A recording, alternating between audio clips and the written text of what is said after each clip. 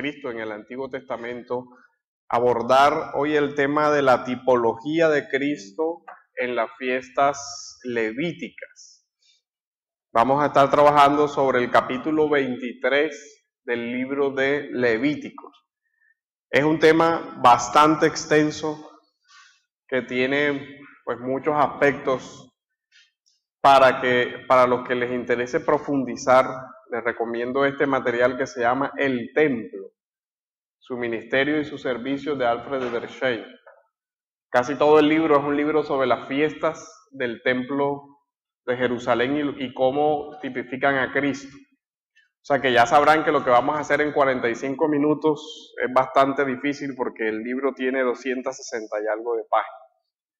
Y prácticamente se dedica a desarrollar toda la tipología de Jesús en el templo.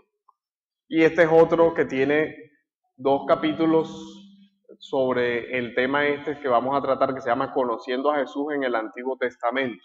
Pues se lo recomiendo como complemento porque lo que hoy vamos a decir simplemente es una síntesis de cada una de las fiestas. Como son 7, vamos a hacer muy rápido, pero el objetivo es que tengan el panorama general sobre el significado tanto histórico como cristológico de estas festividades. Quiero leer Levítico 23, y vamos a ir desarrollando cada una de las fiestas. Habló el Señor a Moisés diciendo: habla a los hijos de Israel y diles: las fiestas señaladas del Señor que vosotros sabéis proclamar como santas convocaciones son estas. 6 días trabajarás, pero el 7º día será día de completo reposo, santa convocación en que no haréis trabajo alguno. Es día de reposo al Señor donde quiera que habitéis. Esa es la apertura de la primera fiesta. El libro de Levítico tiene un ciclo de fiestas anuales, pero que se introduce con el ciclo de las fiestas semanales. La primera es el día de reposo. Esta hace parte de la fiesta semanal, que hacía parte del culto del templo, pero es la introducción de las fiestas. Esta era cada día de reposo semanal. Estas fiestas, como todas las que vamos a ver, tienen algunos aspectos históricos y otros aspectos escatológicos o proféticos. Digamos que tienen una doble dimensión. Algunas de ellas recuerdan aspectos de la salvación y de la actuación de Dios en la historia que apuntan a una liberación mayor o futura. Sobre el día de reposo no vamos a desarrollar mayor cosa porque ya hemos estudiado el tema, pero evidentemente todos recordamos que el Señor dijo de sí mismo que Él era el Señor del día de reposo. Entonces todo el día de reposo realmente es una señal de que algún día iba a venir Cristo, quien sería nuestro reposo. En Marcos capítulo 2 versículos 27 al 28, en un día de reposo el Señor dice, y Él les decía: el día de reposo se hizo para el hombre y no el hombre para el día de reposo. Por tanto, el Hijo del Hombre es Señor aún del día de reposo. El Señor también dice en Mateo 11, 28, venid a mí todos los que estáis trabajados y cargados y yo os haré descansar. Entonces vemos claramente que el Señor en muchos aspectos se refiere a Él mismo como el Señor de ese día y a Él mismo como aquel en quien el hombre realmente puede descansar de todas sus obras. Juan 6, 27, por ejemplo, dice: trabajad, no por la comida que perece, sino por la que a vida eterna permanece, la cual el Hijo del Hombre os dará, porque a este señaló Dios el Padre. Entonces, el Señor desde el Nuevo Testamento nos va mostrando que está hablando de un descanso que solamente Él puede dar y un descanso que solo tendrán en una dimensión escatológica aquellos que hayan muerto en la fe del Señor. Apocalipsis 14:13 dice, oí una voz del cielo, desde el cielo que me decía, escribe, bienaventurados de aquí en adelante los muertos que mueren en el Señor. Sí, dice el Espíritu, descansarán de sus trabajos. Entonces vemos cómo el día de reposo va a extenderse hasta el descanso de los bienaventurados en el reino futuro. No solamente es el descanso aquí en Cristo, sino también el descanso bienaventurado en el reino futuro. Hay un contraste con el capítulo 14 del libro de Apocalipsis, el versículo 11, donde dice de aquellos que no creyeron en Cristo, y el humo de su tormento sube por los siglos de los siglos, y no tienen reposo de día ni de noche los que adoran a la bestia y a su imagen, ni nadie que reciba la marca de su nombre. Entonces, con relación al creyente, el día de reposo apunta al reposo en Cristo, apunta al reposo eterno, donde dice que ese día descansaremos de nuestros trabajos, y no se refiere evidentemente ahí solo al trabajo a nivel material, sino al efecto del pecado sobre el corazón del hombre y a las consecuencias de todo lo que implica la caída. Aquí en Apocalipsis el contraste es: los incrédulos no tendrán reposo, ni lo tienen aquí, ni lo tendrán en el día futuro. Así que el día de reposo entonces recuerda esa promesa que Dios mismo hace a nivel escatológico. Quiero que vayamos al texto de Hebreos, capítulo 4, donde podemos leer que todavía queda un reposo pendiente para el pueblo de Dios, y es precisamente el reposo del que está hablando Apocalipsis. Por tanto, temamos, no sea que permaneciendo aún la promesa de entrada en el reposo, alguno de vosotros parezca no haberlo alcanzado. Después dice el versículo 8, queda, por tanto, un reposo para el pueblo de Dios, pues el que ha entrado a su reposo, él mismo ha reposado de sus obras como Dios reposó de las suyas. Por tanto, esforcémonos por entrar en ese reposo, no sea que alguno caiga siguiendo el mismo ejemplo de desobediencia, porque la palabra de Dios es viva y eficaz. Ahí está recordando todo lo que pasó en el pueblo en el desierto, y desde este día de reposo apunta a la promesa. Dice, el pueblo cuando entró a la tierra no entró en el reposo. La tierra era simplemente un símbolo de un reposo mayor. Por eso el texto exhorta y dice, esforcémonos por entrar en ese reposo mayor, que es el reposo eterno en Cristo, donde descansaremos de todas nuestras obras. Siguiendo con el ciclo de las fiestas, volvamos a Levítico 23. Estas son las fiestas señaladas por el Señor, santas convocaciones que vosotros proclamaréis en las fechas señaladas. En el mes primero, el día 14 del mes, al anochecer, es la Pascua del Señor. Esta es la primera fiesta que introduce el ciclo anual, que son 7 fiestas. Y no es coincidencia que sean 7 fiestas. Además de esto, tenga en cuenta algo. En Israel habían 2 periodos de lluvia en el año. La primera lluvia correspondía a las primeras 4 fiestas, y las segundas lluvias correspondían a las restantes 3 fiestas. En el libro de Oseas dice que como la lluvia temprana y como la lluvia tardía, así será la venida del Hijo, la venida del Señor.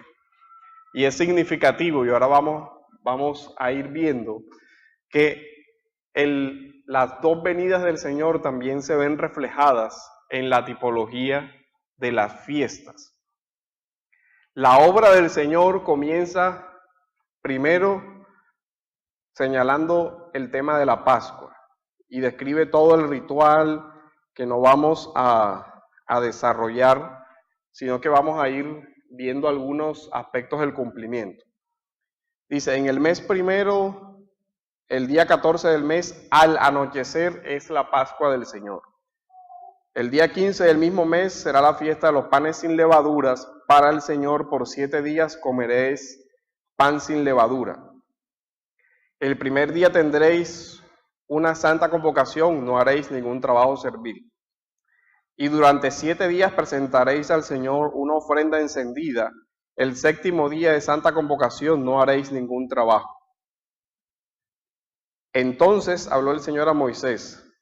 Bueno, esa es la otra fiesta que viene.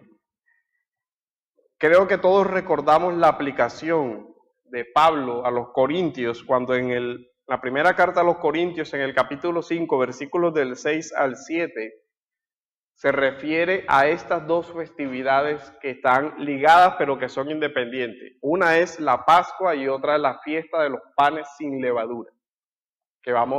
Pero resulta que la Pascua era un solo día, los panes sin levadura eran 7 días que comenzaban desde el día siguiente de la Pascua. En 1 Corintios 5, del 6 al 7, Pablo hace una aplicación de ambas fiestas en un sentido tipológico. Y él dice, vuestra jactancia no es buena. ¿No sabéis que un poco de levadura fermenta toda la masa? Limpiad la levadura vieja para que seáis masa nueva, así como lo sois sin levadura. Esta es una referencia a la fiesta de los panes sin levadura. Porque aún Cristo, nuestra Pascua, ha sido sacrificado. Aquí entonces Pablo claramente usa la tipología diciendo que nuestra Pascua es Cristo. Cristo es el cumplimiento de esa Pascua. Y recordemos todo lo que implicaba la Pascua. La liberación egipcia, que era un recuerdo histórico, por eso vemos que las fiestas tienen esa doble dimensión. ¿Qué recordaba el pueblo de Israel después del Éxodo con la Pascua? El día en que el Señor, con mano poderosa y brazo extendido, había sacado a su pueblo de la esclavitud egipcia por medio de las señales de las plagas y los había hecho atravesar por tierra seca en medio de un mar. Entonces, para el pueblo eso significaba la libertad concedida por la obra de Dios por medio de la sangre de un cordero.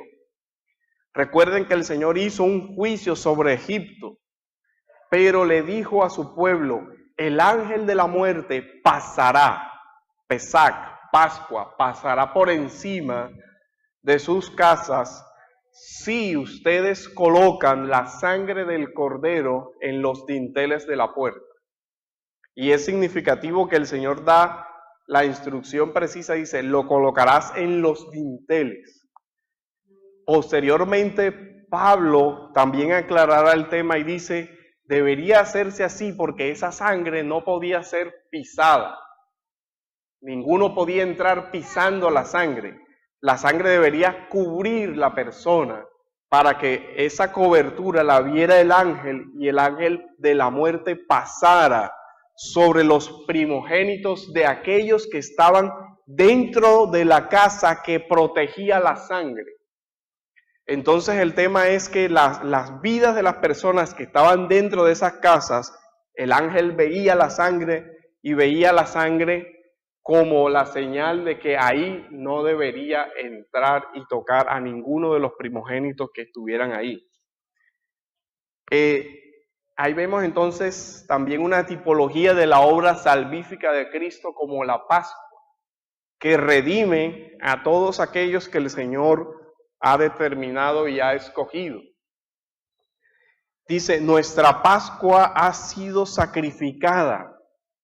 Después ahora dice Pablo, por tanto, celebremos la fiesta no con la levadura vieja, ni con la levadura de malicia y maldad, sino con panes sin levadura de sinceridad y de verdad. Entonces, vean lo interesante del tema, porque también Hebreos nos recuerda que Cristo era en todo semejante a nosotros, pero sin pecado. El verdadero pan sin levadura en toda la historia realmente fue Cristo, el único ser humano que no tuvo dentro de sí ni malicia, ni maldad, ni pecado. Esa es otra de las tipologías que nos muestra el tema de los panes sin levadura. Jesús es verdaderamente ese pan sin levadura. Y recuerden que Jesús usa muchas veces el término de yo soy el pan que descendió del cielo, el que coma este pan. Y muchos versículos nos hablan de Jesús como el pan. Pues no son en vano, es una reminiscencia del cumplimiento en Cristo de todas estas festividades, que no vamos a ir viendo en detalle cada uno de los aspectos, pero hay muchos puntos tipológicos bastante interesantes. Por ejemplo, el Cordero de la Pascua debía ser ingresado 4 días antes para ser examinado, para luego después ofrecerse en sacrificio. El Señor entra 4 días a Jerusalén antes de la Pascua y todos los relatos dicen que todos los judíos lo interrogaban y le decían, ¿y tú por qué haces esto? ¿Y tú por qué haces lo otro? Hasta que al final el Señor mismo les dice, ¿alguien ha hallado algo mal en mí? ¿Alguien se atreve a decir que hay algún pecado en todo lo que he hecho, todo lo que he dicho? Y nadie pudo decir nada sobre eso. Se cumplía lo que exigía Levítico, el cordero debía ser sin mancha y sin defecto y sin contaminación. Debía ser un cordero primogénito. Jesús fue el primogénito de María. Y en toda la simbología nosotros vemos a Cristo como el Cordero de Dios que quita el pecado del mundo. ¿Se acuerdan el Evangelio de Juan? He ahí el Cordero. Cualquiera que estuviera educado en todo este sistema del templo diría, ¿cómo así que Él es el Cordero? Nuestro culto no permite el sacrificio de seres humanos. Pero resulta que también hay otra tipología que encontramos en el sacrificio de Isaac, donde cuando el Señor ordena sacrificar a Isaac como prueba para Abraham, al final, cuando el muchacho pregunta, Padre, aquí está la leña, ¿dónde está el cordero? Y Abraham responde, Dios se proveerá a sí mismo del cordero para el sacrificio. Pues lo que sucede en la Pascua es que Dios se proveyó a sí mismo para el cordero para el sacrificio, y al que proveyó fue a su propio Hijo como el cordero para el sacrificio. La mano de Abraham fue suspendida hasta que la mano del Padre clavó el cuchillo sobre su propio Hijo en la cruz. Pero ese sacrificio debía efectuarse y efectivamente se efectuó. Por eso Primera de Pedro dice en el capítulo 1, los versículos del 18 al 21, sabiendo que no fuisteis redimidos de vuestra vana manera de vivir. Y ahí redención, liberación, es una palabra que recuerda la redención de Egipto. Y Pedro recuerda el hecho histórico, pero también con una dimensión presente para su época. Y él dice, no fuimos rescatados de vuestra vana manera de vivir heredada de nuestros padres con cosas perecederas como oro o plata, sino con sangre preciosa, como la de un cordero sin tacha y sin mancha. Esta expresión es la expresión levítica de un cordero sin mancha y sin contaminación. O sea que Pedro está conectando la obra de Cristo con la fiesta levítica de la Pascua. Y dice, Cristo, su sangre, sin mancha y sin contaminación, es la que nos ha redimido. La sangre de Cristo porque Él estaba preparado desde antes de la fundación del mundo, pero se ha manifestado en los últimos tiempos por amor de vosotros. La Pascua también, el antecedente es que el pueblo entra a Egipto guiados de la mano de José. ¿Recuerdan?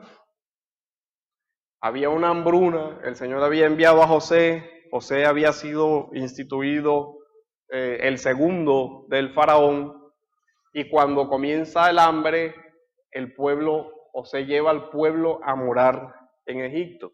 Pero dice el relato bíblico que después de un tiempo se levantó un faraón que ya no conocía a José, ni lo que José había hecho por el pueblo egipcio para salvarlos de morir de hambre. Y ese faraón esclaviza al pueblo de Dios y ahí comienza todo el tema.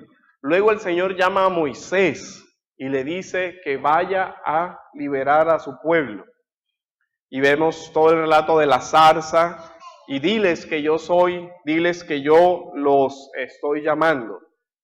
Cuando Moisés se presenta ante la zarza, el Señor le recuerda, yo soy el Dios de Abraham, el Dios de Isaac, el Dios de Jacob. Le dice, yo soy el Dios de tus padres, yo soy el Dios del pacto y yo voy a redimir al pueblo. Y ahí comienzan los actos redentores del Señor y todo lo que desemboca en la Pascua. La Pascua del Señor. Vemos entonces cómo es claramente la Pascua, entonces, una simbología de la muerte de Cristo como el Cordero de Dios que quita el pecado del mundo. Y aquí hay una diferencia marcada entre los sacrificios levíticos y el sacrificio de la Pascua de Cristo. No es un error cuando el Nuevo Testamento dice el Cordero que quita, porque recuerden que estas fiestas se celebraban año tras año. ¿Por qué? Porque Hebreos explica que esas fiestas no podían realmente quitar el pecado, lo que se hacía era que se cubría, y año tras año, en virtud de ellas, el Señor perdonaba temporalmente por ese año al pueblo. Pero el otro año el sacerdote tenía que volver a ofrecer el Cordero de la Pascua y volver a ofrecerlo. Y cuando entremos a la fiesta de Yom Kippur, veremos lo aterrador que eran estas fiestas para el pueblo. Porque incluso en el Yom Kippur el sacerdote podía morir si el Señor consideraba indigno el sacerdote que se estaba presentando. Y eso significaba que ese año el pueblo no recibía el perdón y todas las plagas y castigos vendrían sobre la nación. Y el pueblo lo entendía así. Por eso los días entre la fiesta del Yom Teruah y la fiesta del Yom Kippur se les llamaba en Israel los días temibles. Los 10 días de terror, porque el pueblo esperaba esos 10 días pensando, ¿este sacerdote morirá o sobrevivirá a entrar al lugar santísimo? Y si él muere, nosotros pasaremos un año terrible. Y era algo realmente espantoso. Todo el mundo estaba como a la expectativa. ¿Sabe cómo era el ritual del templo? Al sacerdote lo amarraban, le ponían unas campanillas para que entrara, para que cuando estuviera haciendo el ritual sonaran las campanillas y así el pueblo sabía que estaba vivo.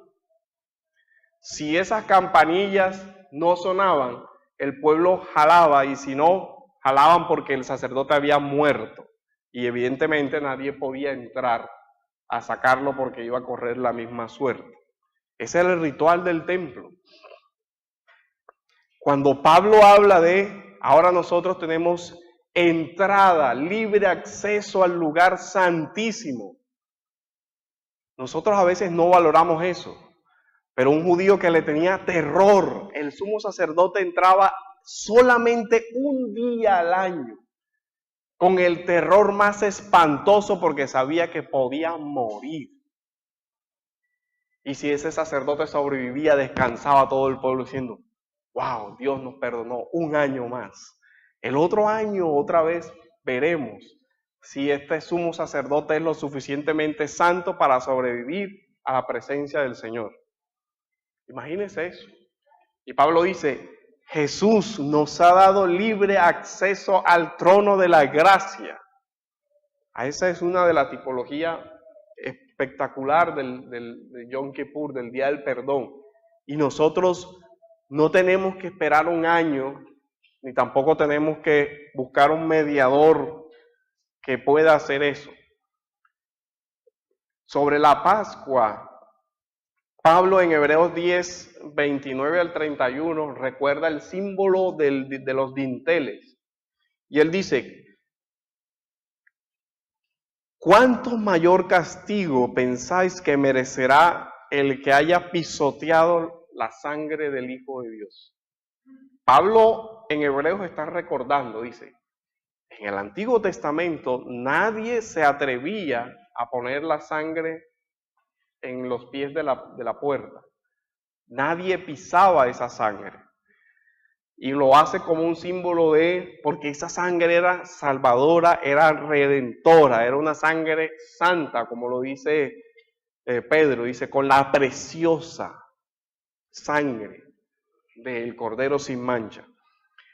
Dice que aquel que se atreviera a pisotear la sangre y a tener por inmunda la sangre del pacto por la cual fue santificado y ha ultrajado al Espíritu de gracia, pues conocemos al que dijo, mía es la venganza, yo pagaré.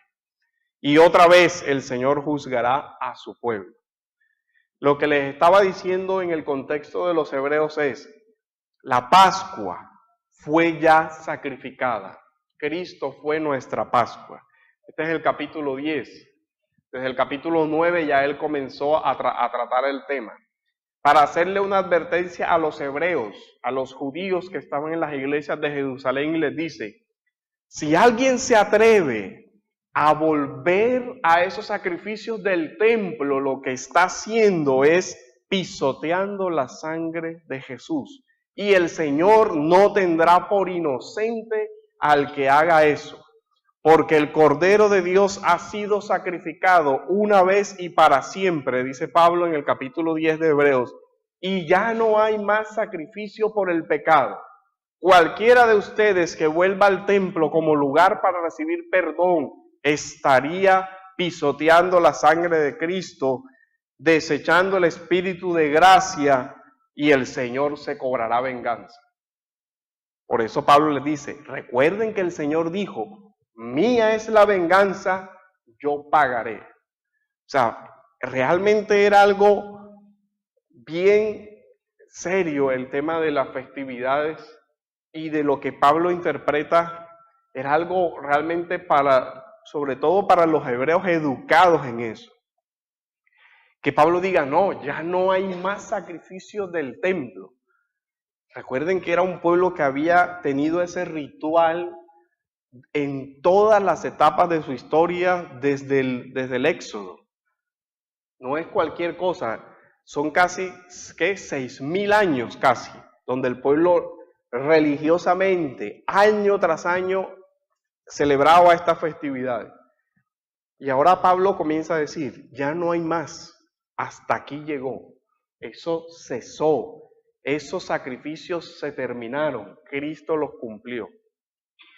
Muchos hebreos todavía estaban confundidos y pensando, bueno, puedo hacer esto creyendo aquí, creo en Cristo pero sigo con el sacrificio del templo, y Pablo dice, no, cualquiera que haga eso no ha tenido todavía la fe en que Jesús es el único Cordero de Dios que quita el pecado del mundo, y en consecuencia estaría pisoteando esa sangre de Cristo.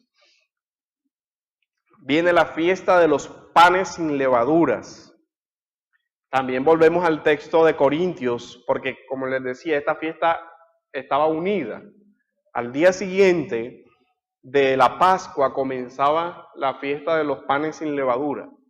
Todo el pueblo escondía los panes que tenían algún tipo de levadura y nadie comía nada leudado hasta el séptimo día que se volvían a reunir.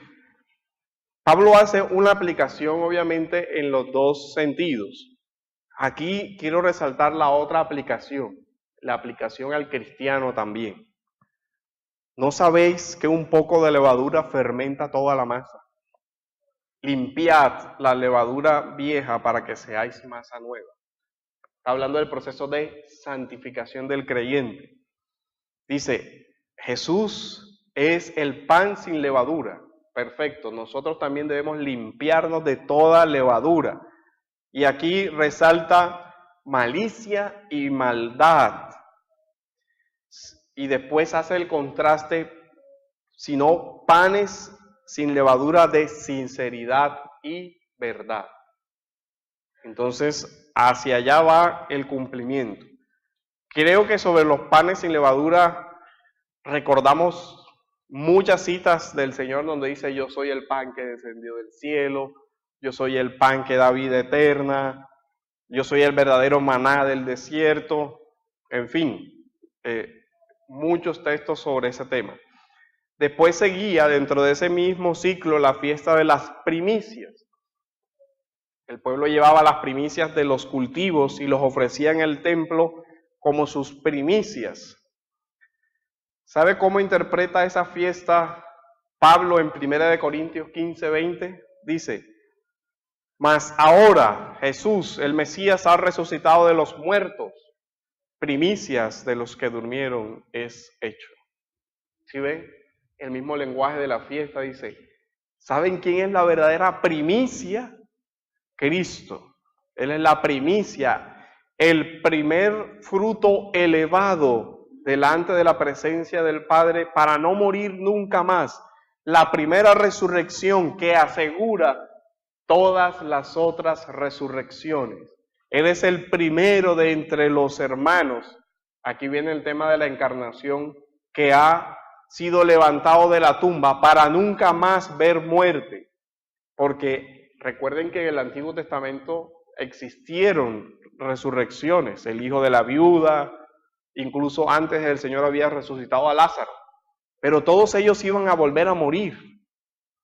Pero el Señor resucita como el primero que ya nunca más volverá a haber muerte. Y por eso Colosenses habla de Él, dice, y Él es la cabeza del cuerpo que es la iglesia. Él es el principio, el primogénito de entre los muertos.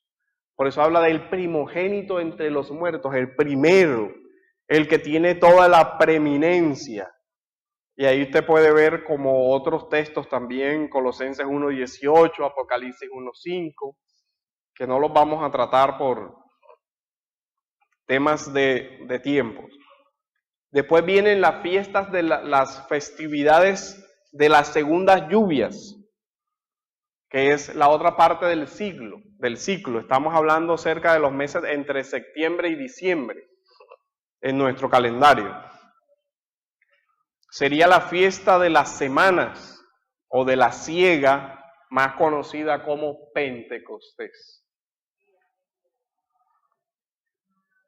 Después de la fiesta se cuentan 7 semanas, de 7, 49 días, y al día siguiente, el día 50, sería la fiesta de Pentecostés. Por eso se llama así, 50 días.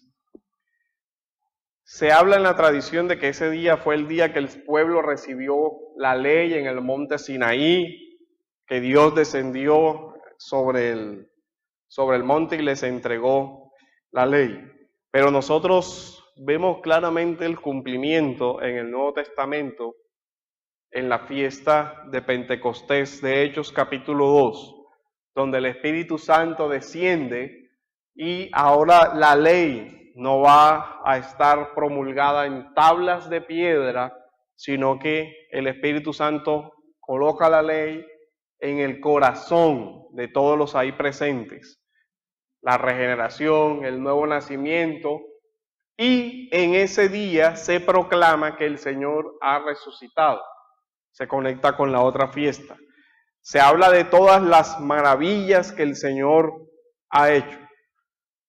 Por la obra de Cristo, todos los creyentes entonces reciben la ley ya no en tablas de piedra, sino en el corazón, por medio de la morada del Espíritu Santo, que estará permanentemente con nosotros. Después de eso venía la fiesta de las trompetas. Y creo que todos recordamos que el Nuevo Testamento siempre habla de la segunda venida de Cristo precedida por trompetas. ¿Se acuerdan de Tesalonicenses? Dice, y a la final trompeta, porque se oirá trompeta ese día de la venida. La liturgia de la fiesta de las trompetas era que en el templo se sonaban 3 trompetas, con 3 sonidos diferentes. Y la última anunciaba la venida del rey. Era parte de la liturgia. Por lo general en esta fiesta se entronizaban a los reyes. Entonces, toda esa simbología sería, esa última trompeta anuncia la venida, la llegada definitiva del rey. En 1 Corintios 15:51 podemos ver un aspecto del cumplimiento.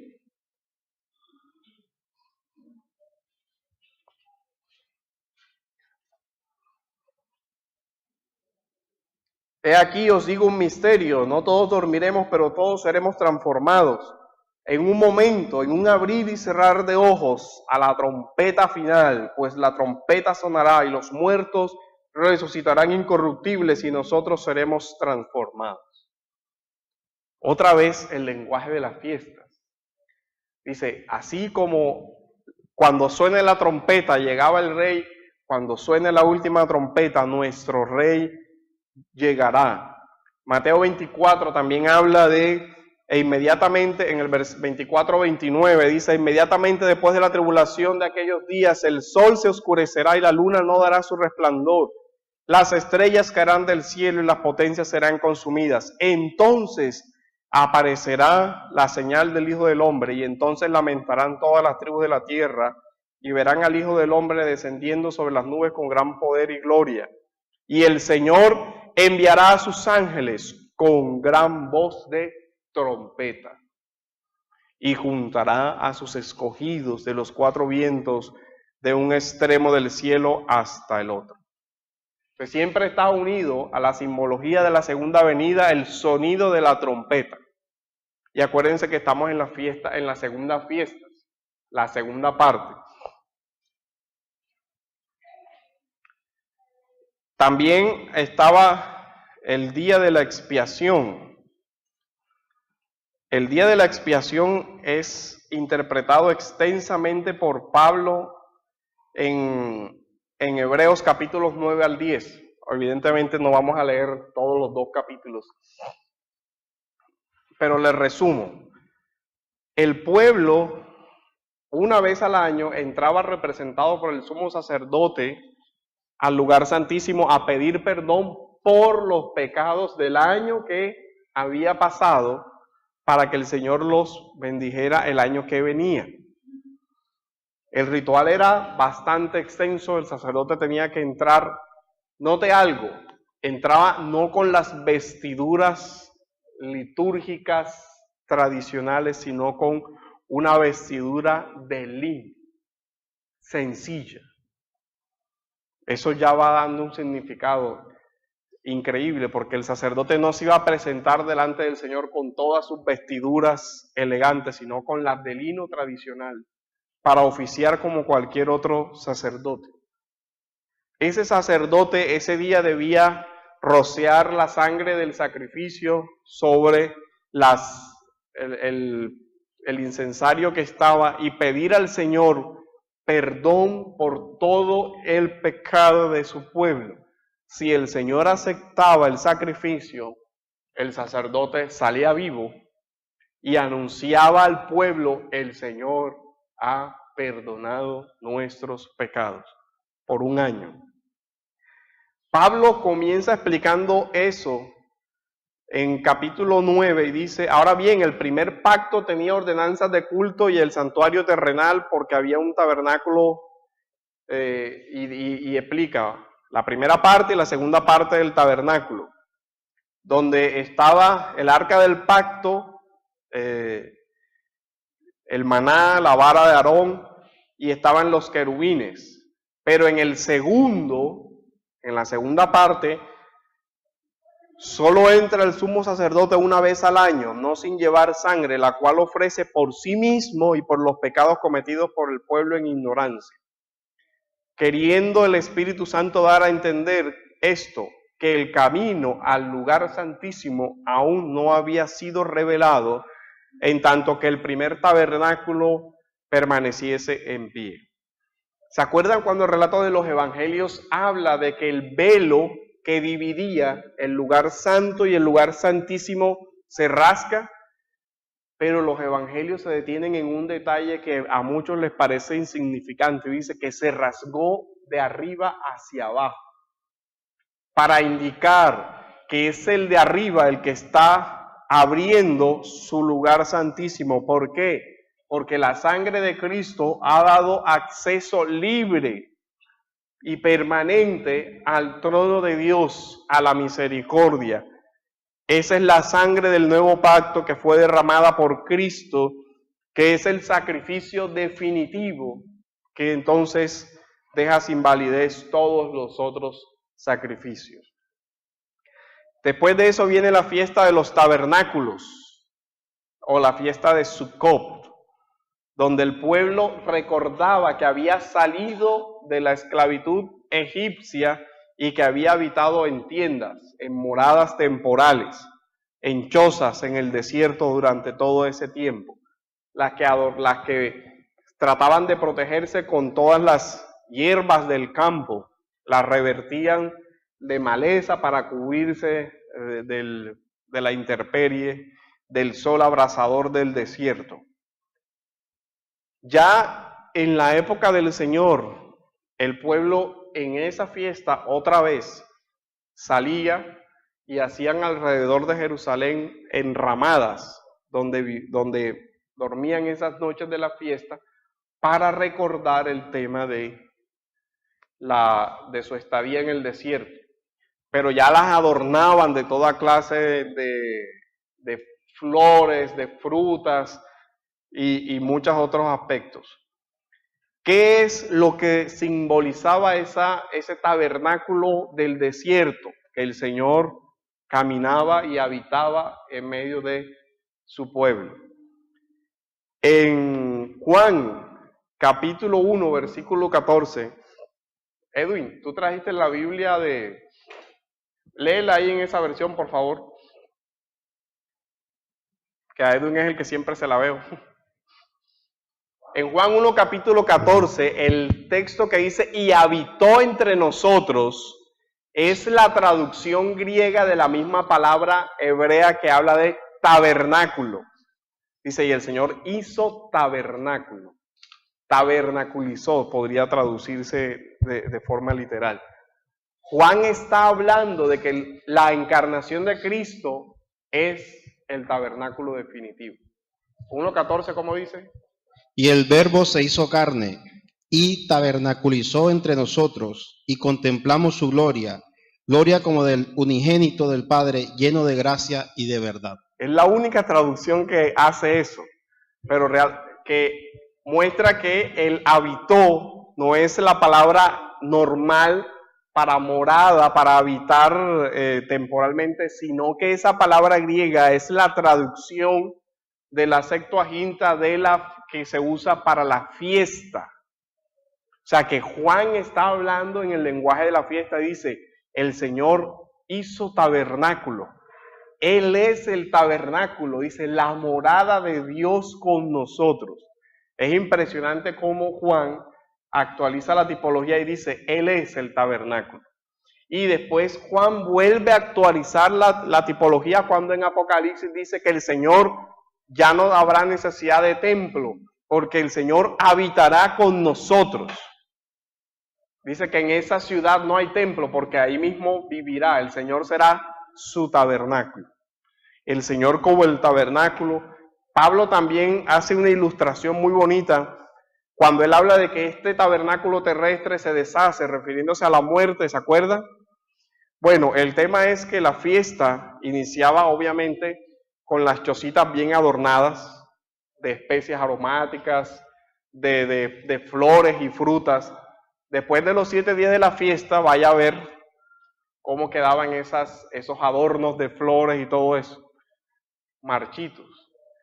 Pero Pablo usa la imagen y dice, así como nosotros vemos que este tabernáculo terrestre se va desgastando, tenemos un tabernáculo eterno preparado para el Señor, por el Señor para nosotros.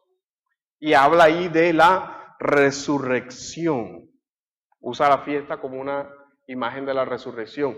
Este tabernáculo temporal, por eso el Señor también usa la misma imagen. Destruid este templo, el tabernáculo, y en 3 días lo reedificaré, su tabernáculo. Entonces, la fiesta también indica la primera morada del Señor, la primera venida y la segunda venida anunciada en Apocalipsis. El primer tabernáculo que fue destruido por la muerte de la cruz y que resucitó, que anuncia también que este tabernáculo, nuestro cuerpo que será destruido por la muerte, se levantará para la resurrección en la vida eterna y estaremos con el Señor siempre morando con nosotros en nuestros tabernáculos restaurados. Y ahí habla del cuerpo glorificado, de Corintios, de Tesalonicenses y todos los demás textos que no puedo mencionar porque ya se acabó el tiempo. Entonces, es un extract de todo, pero que es muy importante entender toda esa simbología del Antiguo Testamento y cómo todas y cada una de esas festividades apuntan a un aspecto de la obra redentora de Cristo. Realmente todas muestran a Cristo y así debemos verlas nosotros, todas como mostrando al Señor y Salvador. Oremos.